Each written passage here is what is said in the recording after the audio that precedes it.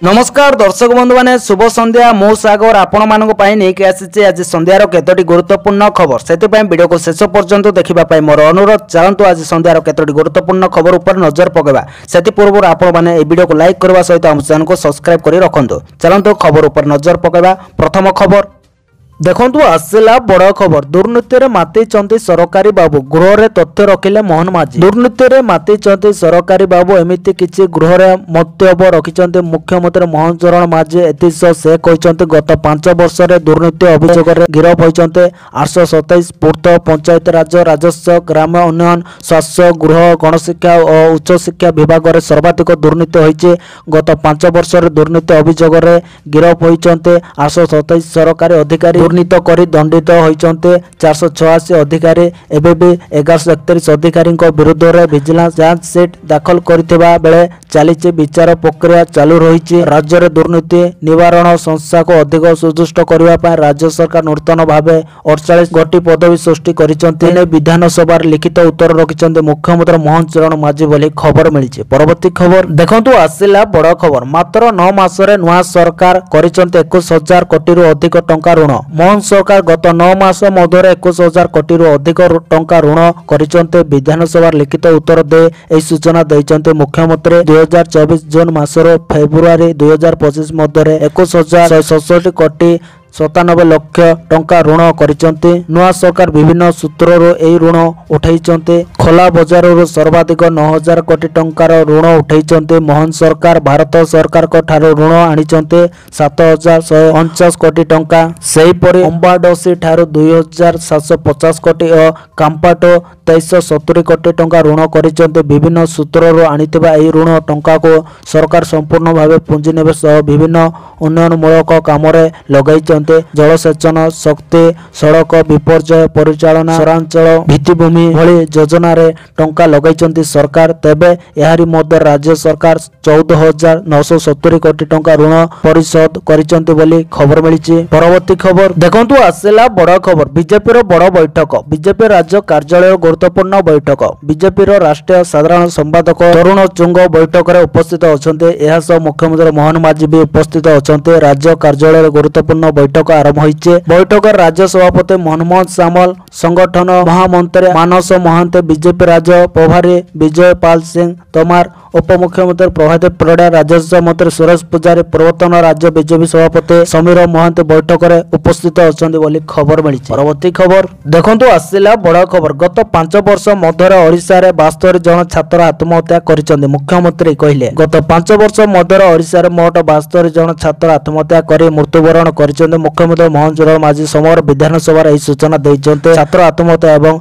ए घटना पछर कारण संपर्क विधानसभा रे कांग्रेस विधायक सफिया प्रदर्शक द्वारा पचारा जाइतबा एक प्रश्नर उत्तर दे मुख्यमंत्री गृह को सूचना दैचंते जे 2020 रो 28 फेब्रुआरी 2025 मध्य सरकारी एवं बेसरकारी स्कूल एवं कॉलेज रे मोट 72 जन छात्र आत्महत्या मामला रिपोर्ट होइछि बोली खबर मिली। परवर्ती खबर देखंतु आसिला बड़ खबर। राजस्व बढ़ाउछि पान गुटका। गृह रे उठिला पान गुटका प्रसंग। गत 10 वर्ष रे पान मसला गुटका एवं तंबाकू 65,95,55 कोटी टिकस पाइछि राज्य। क्रमागत भाव वार्षिक बढ़ुछि गुटखा एवं तंबाकू टिकस। केवल 2024-25 रे 1047 कोटी टंका आदाय होइछि। बाहर 16 टी राज्यर पान गुटका एवं तंबाकू ओडिशा को आसुछि। गृह रे विधायक टंकधर त्रिपाठी प्रश्नर उत्तर रखिचंती मुख्यमंत्री। राज्य रे गुटका और पान मसला उपरे लागिछि कटकणा। या सत्ते गुटका और पान मसला बिक्री तो बंद हो पारिला नाही, बरं ए बाबदर वर्ष को वर्ष राजस्व बढ़ी बढ़ी चलीचे। राज्य रे गुटका प्रस्तुति समेत अबाध बिक्री को समस्ते देखुचंते। हेले धर्म को आखिटार मालिला भली सरकारी कटकणा कई कार्यकारी करूनाते। एपरिकी यार नियंत्रण दायित्व थिबा पुलिस और स्वास्थ्य अधिकारी मध्य अनेक गुटका सेवन करुवा देखा मिलुचे। राज्य बाहर गुटका प्रस्तुत माने दैनिक ट्रक ट्रक गुटका और पान मसला ओडिशा को बाजार को छाड़ुचंते। युवकों ठारो वयस्क पर्यंत यह सेवन करे मुख गहर कर्कट भली मारात्मक ବେଦିରେ ପଡୁଛନ୍ତି ହେଲେ ସରକାରଙ୍କ କଟକଣାକୁ କାର୍ଯ୍ୟକାରୀ କରିବାରେ କାହାର ଆଗ୍ରହ ନାହିଁ ବୋଲି ଖବର ମିଳିଛି। ପରବର୍ତ୍ତୀ ଖବର ଦେଖନ୍ତୁ ଆସିଲା ବଡ଼ ଖବର। ଗୋଟିଏ ସପ୍ତାହରେ 1090 ଟଙ୍କା ବଢ଼ିଗଲା ସୁନା ମୂଲ୍ୟ।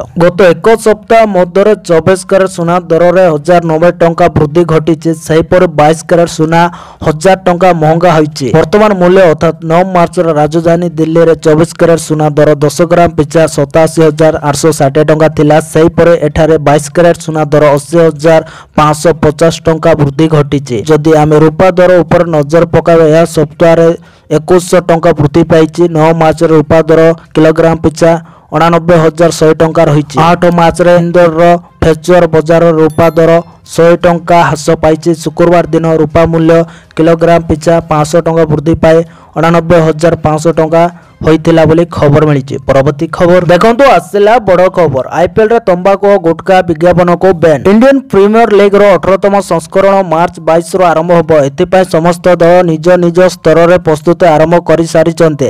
ହେଲେ ଏବେ ସ୍ୱାସ୍ଥ୍ୟ ସେବା ମହାନିର୍ଦ୍ଦେଶାଳୟ ପକ୍ଷରୁ ଆଇପିଏଲ ସମୟରେ ସିଗାରେଟ୍ ବିଜ୍ଞାପନ ଏବଂ ତମ୍ବାକୁ ମଦ ବିଜ୍ଞାପନ ନିଷେଧ କରିବାକୁ ଆଇପିଏଲ ଅଧ୍ୟକ୍ଷଙ୍କୁ ଏକ ଚିଠି ଲେଖିଛନ୍ତି ବୋଲି ଖବର ମିଳିଛି। ପରବର୍ତ୍ତୀ ଖବର ଦେଖନ୍ତୁ ଆସିଲା ବଡ଼ ଖବର। ବଜାରରେ ବୁଲୁଛି ପୋଳା ନକଲି ଔଷଧ। ବିଧାନସଭାର ଲିଖିତ ଉତ୍ତର ରଖିଲେ ସ୍ୱାସ୍ଥ୍ୟମନ୍ତ୍ରୀ। ରୋଗୀଙ୍କ ବିଶ୍ୱାସରେ ବିଷ। ବଜାରରେ ବୁଲୁଛି ପୋଳା ନକଲି ଔଷଧ। ବାହାର ରାଜ୍ୟରୁ ଓଡ଼ିଶାକୁ ଆସୁଛି ନକଲି ଔଷଧ। ଜିଙ୍କ ସଲଫେଟ୍ ସୋଡିୟମ ଲାକ୍ଟେଟ୍ ନିମ୍ନମାନର ଧରାପଡ଼ିଛନ୍ତି। ହେପେନ୍ ସୋଡିୟମ ଇଞ୍ଜେକ୍ସନ ନିମ୍ନମାନର ଧରାପଡ଼ିଛି।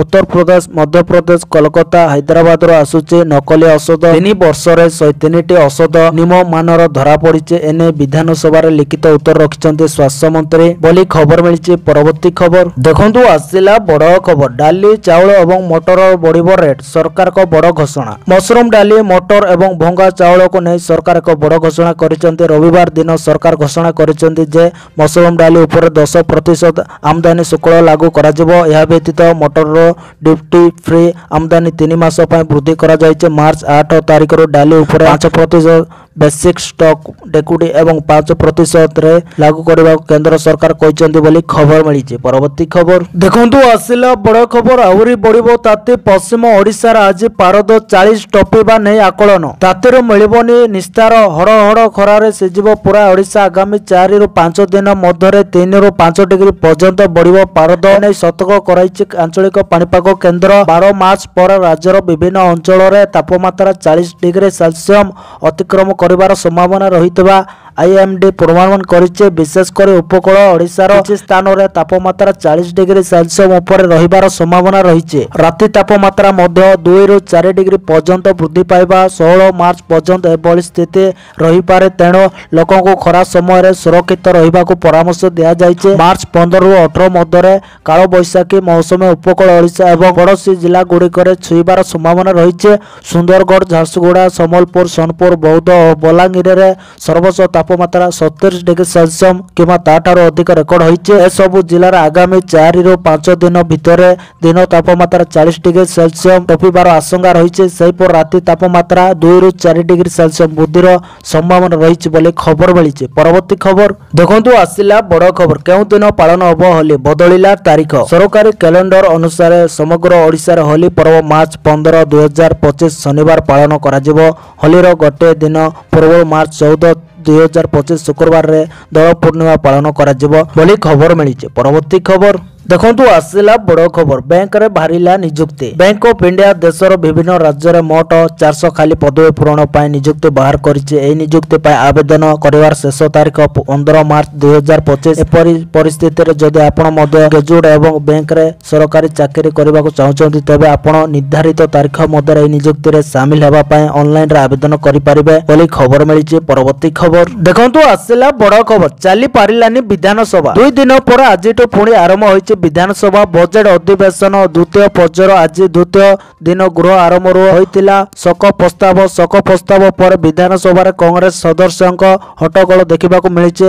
पोस्टर एवं प्लाकार्ड धरी कांग्रेस सदस्य गृह मध्य भागरे हट्टगोल करिसेंते। राज्य नारी असुरक्षित, नारी निर्यातना बंद कर, आईन श्रृंखला विपर्यस्त एवं राज्य में रावण शासन चलुवा कही नाराबाजी करिसेंते। एथिसह विधानसभा गृह रे बीजेडी उठेला जय नारायण प्रसंग। सही प्रसंग पर गृह रे नाराबाजी करुवा देखा देइछे। सेपटे ओडिशा को भाग भाग चलिबो नाही बोली मध्य नारा देउछि बीजेडी। विधायक को निज स्थान को जीवाको निवेदन करथिले बाचस्पति सुरमा पाड़ी। प्रबल हट्टगोल पर गृह कार्य को दिन 12:09 पर्यंत मुलतवी घोषणा करा जायतिला बोली खबर मिली। परवर्ती खबर देखंतु आसिला बड़ खबर। कोरापुट रे तेलुगु सुपरस्टार को शूटिंग। कोरापुट जिलार प्राकृतिक परिवेश दक्षिण फिल्म इंडियन टू को आकृष्ट करिছে। जनाशुना फिल्म निर्माता तथा निर्देशक एस राजामौली आगामी फिल्म शूटिंग कोरापुट रे चलीছে।